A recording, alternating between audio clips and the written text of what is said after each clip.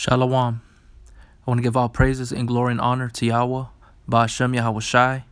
Double honors to the elders of Great Millstone. Much love and respect to you brothers out there doing the work in sincerity and truth. Yahweh, Ba'ashem Yahweh Shai, Ba'ashem Rakakwadash, Barakatam Akim.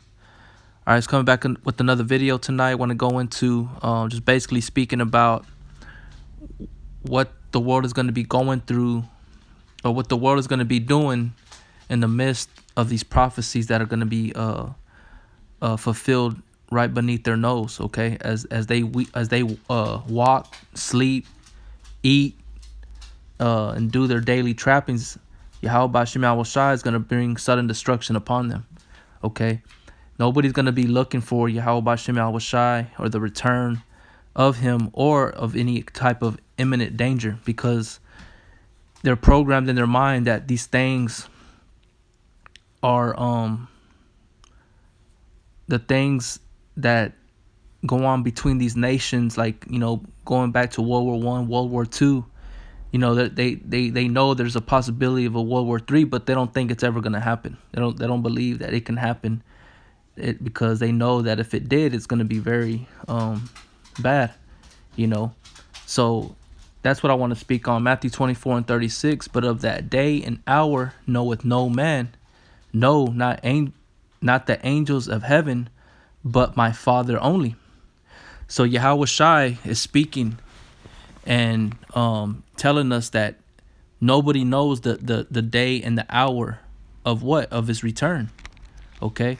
And it also, here in the book of Mark, let me go ahead and bring it out. And he says here in Mark 13:32, but of that day and that hour knoweth no man, no, not the angels which are in heaven, neither the Son, but the Father. See, so not even Yahweh Shai knows.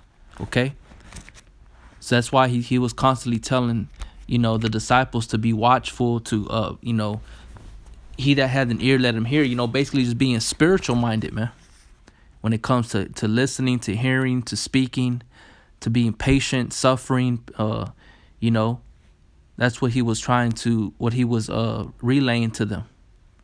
It says in verse 37, but as the days of Noah were, so shall also the coming of the Son of Man be. Because the coming of the Son of Man, he's coming as an angelic force. What I mean by an angelic force is that he's not coming back as a man riding on a donkey as he did of old. Okay?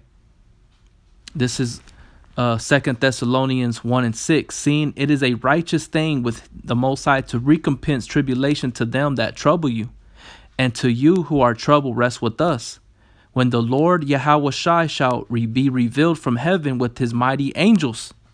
Okay? So it says, but as the days of Noah were, so shall also the coming of the Son of Man be, which is Yahweh Shai's return, which everybody is waiting for.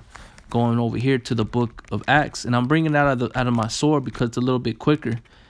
As I stated in prior videos, this recording on my phone is dropping my video. So this is Acts chapter 1. Let me see. Okay. It says, when the Lord Yahweh Shai shall be revealed from heaven and with his mighty angels, because they saw when he ascended. And I'm going to start up in Acts 1:6. It says, when they therefore were come together, they asked of him, saying, Lord, wilt thou at this time restore again the kingdom of Israel? And he said unto them, it is not for you to know the times or seasons which the Father had put in his own power. But ye shall receive power after that the Holy Spirit is come upon you, and ye shall be witnesses unto me both in Jerusalem and all Judea, Samaria, and unto the uttermost parts of the earth. And when he had spoken these things, while they beheld, he was taken up, and a cloud received him out of their sight. And while they looked steadfast toward heaven as he went up, behold, two men stood by them in white apparel, which also said, you men of Galilee, why stand you gazing up into heaven? This same Yahweh Shai, which is taken up from you into heaven, shall so come in like manner as ye have seen him go into heaven. See, so there's a waiting period for Yahweh Shai to come back. Okay. So it's going to tell you prior to that time, it's going to be as the days of Noah were. Okay. So when you go, let me see where it is. When you go into the account of the times of Noah, right? They were just all out being wicked. Okay. I'm gonna pull out this one, Genesis 6 and 5. And Yahweh saw that the wickedness of man was great in the heaven, or in the earth, and that every imagination of the thoughts of his heart were only evil continually. And is that not what we're seeing today? Everybody is up to something that is mischievous, that is wicked. All right, that is full of lust, covetousness. You know, their eyes are full of these things. That's why it says here, and let me see, or Yahushua even told them what type of generation they were. They're a wicked, faithless, perverse generation, right? Let's get this one. This is in the book of Proverbs 30 and 11. There is a generation that curseth their father and doth not bless their mother.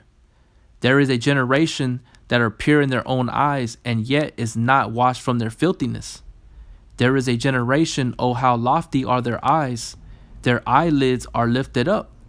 There is a generation whose teeth are as swords and their jaw teeth as knives, to devour the poor from off the earth and the needy from among men. And that not what we see every day throughout whatever city you're in? You're seeing it. Okay? Mass wickedness, perversion, abomination is being committed everywhere in the earth. Okay? Because why? Because the closer we get to Yahushua's return, the more wicked people are turning into, based off their the devil having but a short time. This is Matthew 17 and 17. And Yahushua answered and said, O faithless and perverse generation, how long shall I be with you? How long shall I suffer you? Bring him hither to me. So he said that this generation is going to be faithless and perverse. Okay? Wicked. So going over here to Genesis 6 and 6, and it repented Yahweh that he had made man on the earth, and it grieved him at his heart. And Yahweh said, I will destroy man whom I have created from the face of the earth, both man, beast, and the creeping thing and fowls of air, for it repenteth me that I have made them. Noah found grace in the eyes of Yahweh. Okay? So Noah was a man that was handpicked by Yahweh, by Shema Washai, to do his bidding, as you continue to read. But the ways of men, during the process of that, was continually being wicked, man. Okay? This is Genesis 8 and 8 and 21. And the Lord smelled a sweet savor, and the Lord said in his heart, I will not again curse the ground any more for man's sake, for the imagination of man's heart is evil from his youth. Neither will I again smite any more every living thing as I have done. Okay, but the point is that Yahweh said in his heart that the imagination of man's heart is evil from his youth. Okay, so I'm going to continue to read Matthew 24 and 38. For as in the days that were before the flood, they were eating and drinking, marrying and giving in marriage until the day that Noah entered into the ark. You see? So they're going to be doing what the world's going to be doing what the world does. That's why Yahweh Shai tells us in Micah 2 and 10 to depart, for this is not our rest, for it shall destroy with the sword destruction, because it's polluted. Okay? So I'm going to go into this word marrying. The outline of biblical usage says to lead in marriage, take a wife, to get married, to marry, to give oneself in marriage, to give a daughter in marriage, to wed of either sex, marry a wife. Okay? So that's what they're going to be doing. They're going to be doing stuff like getting married, right? Let's go to giving in marriage. Outline of biblical usage says to give away in marriage a daughter, to marry, to be given in marriage, to marry off a daughter, give in marriage. So they're going to be doing these kind of things. All right.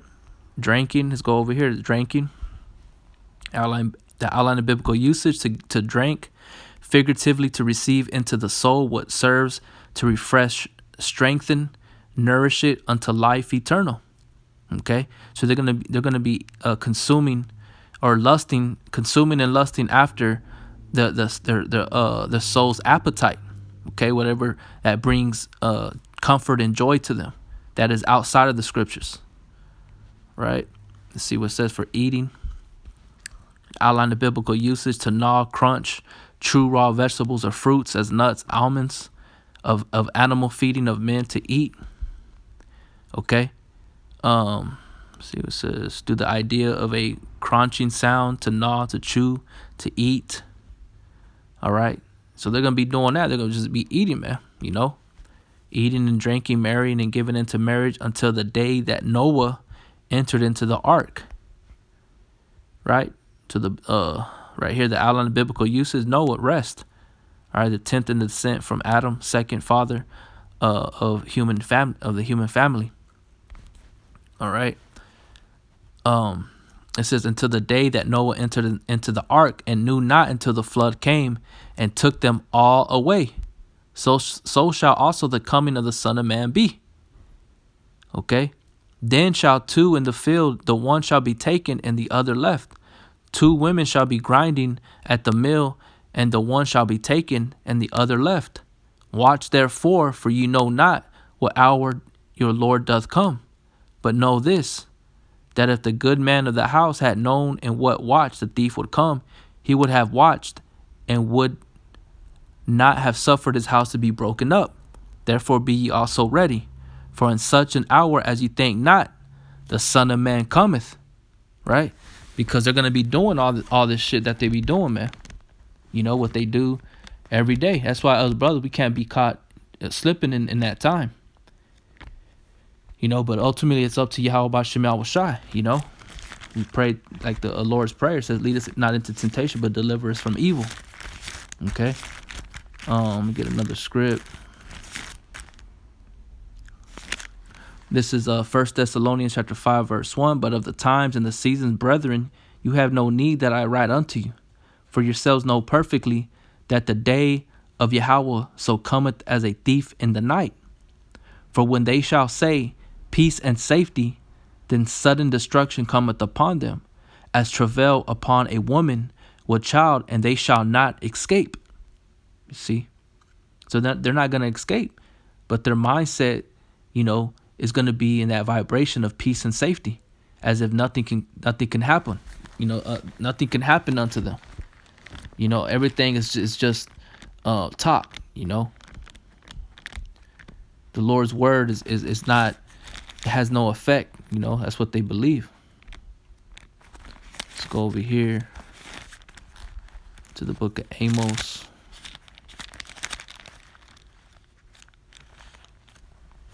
Amos 9 and 8. Behold, the eyes of the Lord are upon the sinful kingdom, and I will destroy it from off the face of the earth, saving that I will not utterly destroy the house of Jacob, saith Yahweh.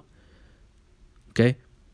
And it's going to show us their response to this. For lo, I will command, and I will sift the house of Israel among all nations, like as corn is sifted in a sieve.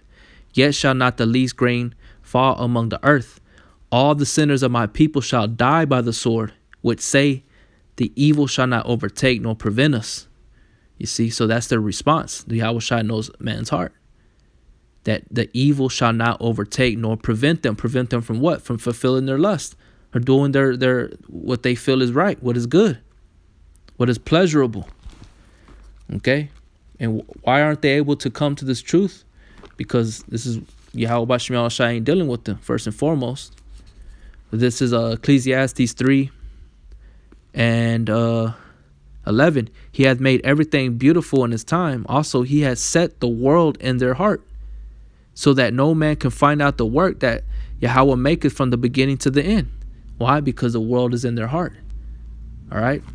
Which leads me to, let's read this out here in John. Slakia.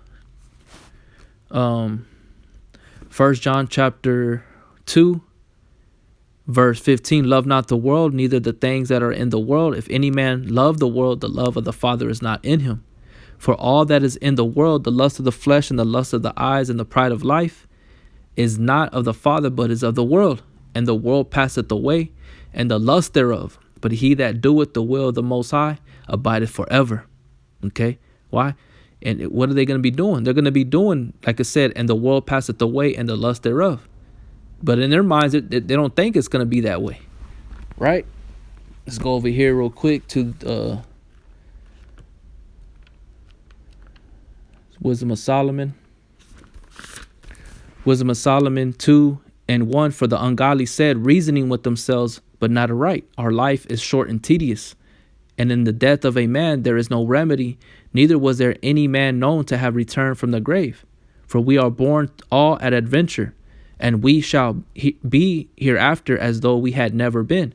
For the breath in our nostrils is as smoke, and little spark in the moving of our heart, which being extinguished, our body shall be turned into ash, and our spirit shall vanish as a soft air. Basically, they don't believe in reincarnation, right?